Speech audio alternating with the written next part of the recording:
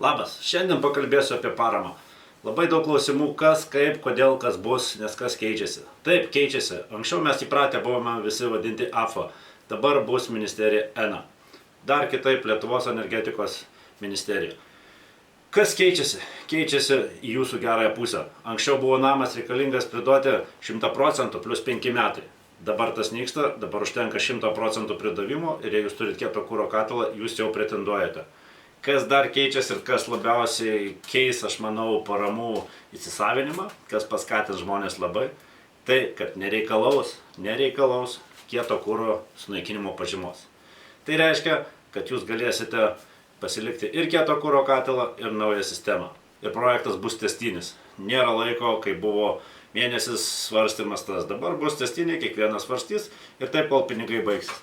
Pinigų kol kas tikrai nemažai, bet žmonių, aš manau, daug bus norinčių. Dar visus labai dominantis klausimas, o kiek mokės už tą paramą. Daug diskusijų internete ir daug kas improvizuoja, bet pasakysim paprastai. Jau nusistovėjus tvarka, gal 3-4 metai, kaip mokama už kilovato kainą. Už kilovato kainą. Todėl žmonės, kai parašyta 50%, bet čia parašyta ministerijos nustatyto įkainio 50%.